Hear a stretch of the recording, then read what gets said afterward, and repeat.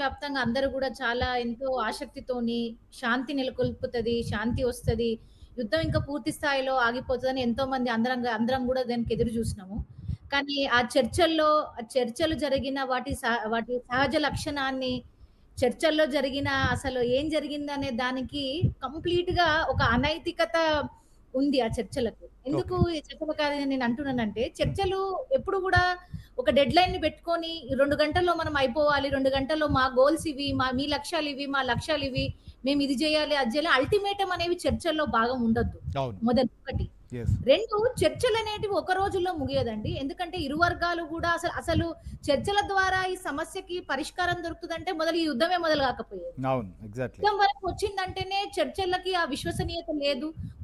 ఒక సామాజిక చట్టబద్ధత లేదు. చట్టబద్ధత అంటే ఎట్లాగో ఉండదు. ఎందుకంటే మనమేమి ఒక ఇంటర్నేషనల్ ఏజెన్సీ ద్వారా ఈ చర్చలు జరగట్లేదు. అవును. ఒక సామాజిక చట్టబద్ధత లేకుండా ప్రపంచవ్యాప్తంగా సామాన్య ప్రజల నుంచి కొట్లాడే దేశాల వరకు ఉన్న ప్రజల మొత్తం గూడా దీనికి కొంత వ్యతిరేకత చాలా తీవ్ర స్థాయిలో ప్రపంచవ్యాప్తంగా ఉన్నది. హ్మ్. అది మనం చూస్తూనే వచ్చాం. ఆల్‌మోస్ట్ 2 రోజుల్లో, 3 రోజుల్లో అయిపోతున్న యుద్ధము ఆల్‌మోస్ట్ ఒక 45 రోజుల వరకు అయింది యుద్ధం. దాని తీవ్రత మనము మాట్లాడుకున్నంత వరకు ఇప్పుడు తెలియకుండా అవును. రాను రాను రోజుల్లో, నెలల్లో చాలా తీవ్రమైన సంక్షోభం లోకి మనం అందరం ఆల్రెడీ ఉన్నాం.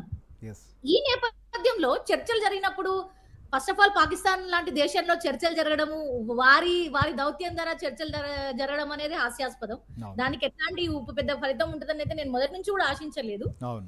కానీ ఈ చర్చలు జరిగిన స్వభావాన్ని జూసినట్లయితే మీరు 20 గంటలు మేము మాట్లాడుకున్నాము. మేము 10 ఉన్నాయి. మీకు 20 ఉన్నాయి. మనం వీటికి ఒప్పుకోవాలి అనేది చర్చలు అట్లా జరగవు. శాంతి చర్చలు ఎప్పుడే గాని ఒక మిడిల్ గ్రౌండ్‌లో జరుగుతాయి. ఒక మిడిల్ ప్లేస్‌లో జరుగుతాయి. ఒక న్యూట్రల్ పార్టీస్‌లో జరుగుతాయి. కొంత నైతికత ఉన్న దేశాలు, ప్రజాస్వామిక దేశాల మధ్య ద్వారా హ్మ్. లేదా అంతర్జాతీయ సంస్థల ద్వారా చర్చలు జరగాలి. కాబట్టి చర్చలు జరిగిన విధానము, చర్చలో పాల్గొన్న వ్యక్తులు, ఆ చర్చకున్న నీతి ఈ 3 గూడా తప్పు వల్లనే చర్చలు విఫలమైనాయి పూర్తిగా. కాబట్టి ఇదందరం మనం గమనించాలి. ఓకే. ఇంకొక మేడం అంశం ఇలా ప్రధానంగా యెస్. మీరన్నట్లుగా చర్చలు విఫలమైనాయి. కానీ ఇంకోవైపు చాలా ఇంకా ఉద్రిక్తతలను పెంచేటువంటి కామెంట్సే 2 వైపుల నుంచి వస్తున్నాయి. సో, హార్మోజ్‌ను మేము దిగ్బంధం చేస్తామని అమెరికా అంటుంది. అలాంటి పరిస్థితి వస్తే తీవ్రమైనటువంటి మూల్యం చెల్లించాల్సిన పరిస్థితి వస్తుందని చెప్పి ఐఆర్‌జీసీ కూడా కొద్దిసేపటి క్రితమే ప్రకటించింది ఇరాన్ వైపు నుంచి. సో, ఇలాంటి పరిస్థితులే వస్తే ఏం జరగచ్చు? నెక్స్ట్ మళ్ళీ యుద్ధానికి దారితీసేటువంటి పరిస్థితి ఉండబోతుందా? అక్కడ దాడులు జరగబోతున్నాయా? ఏం చేయొచ్చు? అమెరికాకి కలిసొచ్చేటువంటి వారెవరన్నా ఉన్నారా? గతం కంటే నెక్స్ట్ వారికి ఎవరికైనా సపోర్ట్ ఇచ్చేటువంటి పరిస్థితి ఉందా? ఇప్పుడు ఇలా 2 అంశాలండి. ఒకటి నేను అంటే కొంత ఆశావహంగా ఉండే వ్యక్తినైనా గాని, హ్మ్. అమెరికా చేసే పద్ధతులు, వారి అధ్యక్షులు చేసే పద్ధతులను చూస్తే హ్మ్. ఇంటర్నేషనల్ రిలేషన్స్‌లో, గ్లోబల్ పాలిటిక్స్‌లో రోగ్ స్టేట్స్ అంటాం. హ్మ్. రోగ్ స్టేట్స్ అంటే వాళ్ళకి ఎట్లాంటి నియమావళి, పద్ధతి, ఒక అవును. క్రమశిక్షణ లేదా అంతర్జాతీయ నియమావళిని పాటించకుండా ఇష్టం వచ్చినట్లు చేసే పద్ధతులు హ్మ్. జనరల్‌గా నానుడి అంటే ఇప్పటి వరకు ఉన్న ఇంటర్నేషనల్ పాలిటిక్స్‌లో ఎక్కువ ఇస్లామిక్ కంట్రీస్‌ని అనడం. ఎందుకంటే వాళ్ళు ప్రజాస్వామ్యం దేశాలు గాదు. వాళ్ళకొక నియమావళి లేదు. రాజులు, రాణుల పాలన ఉంది కాబట్టి ఇన్ని రోజులు వాళ్ళనన్నాం. కానీ ట్రంప్ అధ్యక్షతన ఇప్పుడు ఇవాళ అమెరికా గూడా ఒక రోగ్ పవర్ లాగా చేస్తుంది అని అనడంలో ఎలాంటి జంకుపాటనేది నేనేం జంకట్లేదు ఆ మాట అనడానికి. హ్మ్. కాబట్టి ఒక రోగ్ స్టేట్ బిహేవియర్ అనేది ఇప్పుడు ఇవాళ యూఎస్ఏ చేయడం స్టార్ట్ అయింది. వాళ్ళ ఓకే. కొంత నైతికత అనేది పూర్తిగా పోయింది. ఎందుకంటే ప్రపంచవ్యాప్తంగా ఇరాన్ చేయడము, ఇరాన్ చేసే యుద్ధ కార్యక్రమాలు లేదా వాళ్ళు ఎంకరేజ్ చేసే రెవల్యూషనరీ గార్డ్స్ గాని, వాళ్ళు చేసే టెర్రరిజం గాని వాటికన్నిటిని వ్యతిరేకిస్తున్నాం. అందరూ వ్యతిరేకిస్తున్న వాళ్ళే. ఇరాన్ మంచి అని ఎవరు కూడా అనట్లేదు. కానీ ఒక నైతికంగా మేము బలంగున్నాము. అసలు ప్రజాస్వామ్యానికి అర్థమే ప్రజాస్వామ్యం అంటే మేము అని చెప్పే ఒక ఒక ఒక అగ్రరాజ్యమైన అమెరికా ఇట్లాంటి పందాని ట్రంప్ అధ్యక్షన చేయడం అనేది తీవ్రమైన బాధాకరం.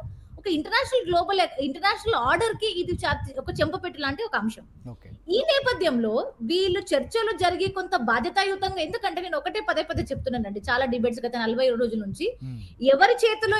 ఎవరి చేతిలో అధికారం ఉంటదో, ఎవరు ఎక్కువ బలవంతులో వాళ్ళు జవాబుదారీతనంగా ఉండాలి. యెస్. అపోజిషన్ పార్టీలని లేదా ఏం తెలియని వాళ్ళని, పవర్ లేని వాళ్ళని జవాబుదారీతనం ఎక్స్‌పెక్ట్ చేయొద్దు. హ్మ్. అదసలు యుద్ధ నీతికి పవర్ రిలేషన్స్‌కే అది ఆపోజిట్ అన్నమాట. కాబట్టి మీరు ఒక అగ్రరాజ్యంగా, బాధిత రాజ్యంగా ఉన్నప్పుడు, ఒక దేశం ఉన్నప్పుడు మీరు చేసే పద్ధతులు గాని, మీరు చేసే పందాలు గాని ఎవరు కూడా హర్షించట్లేదు. దానికి తోడు మీరు ఉన్న రూల్స్‌కి వ్యతిరేకంగా ఎళ్తున్నారు. ఇదొకటి. రెండో అంశం ఏందంటే, ఈ చర్చలు అట్టర్‌లీ ఫెయిల్ అవ్వడానికి 2 కారణాలు ఏంటంటే, ఆల్రెడీ లాస్ట్ ఇయర్ చర్చలు జరుగుతున్న సమయంలోనే వాళ్ళ మీద దాడులు చేస్తున్నారు. 18 డే వార్ అనేది 18 రోజుల వార్ ఇరాన్ మీద చేసింది యుఎస్ఏ.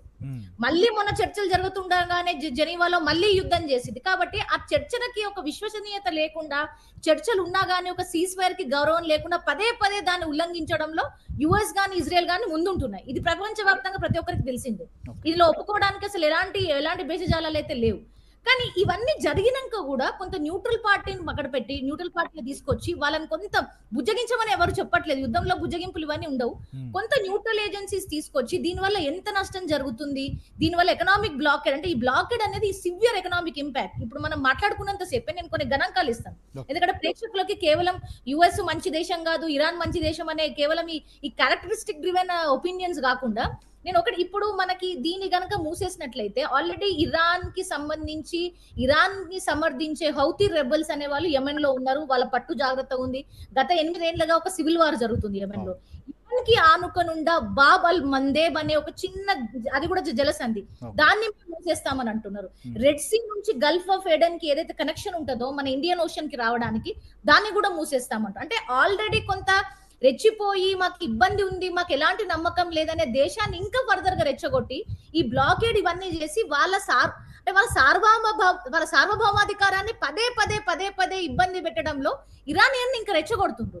కాబట్టి అట్లా రెచ్చగొట్టకుండా ఈ బ్లాకేడ్ కనుక ఒకవేళ అయినట్లయితే ఖచ్చితంగా ఇంతకుముందు స్పీకర్ వారు చెప్పినట్టు 200 బ్యారెల్ కి వెళ్తది. ఎల్పిజి పెద్దగా అయితే 3200 వెజిల్స్, అంటే రోజుకి మనం మాట్లాడుకునే ఈ 30-40 నిమిషాలలోనే ఒక 500 వెజిల్స్ పాస్ అయ్యే బిజీ ఛానల్ అది.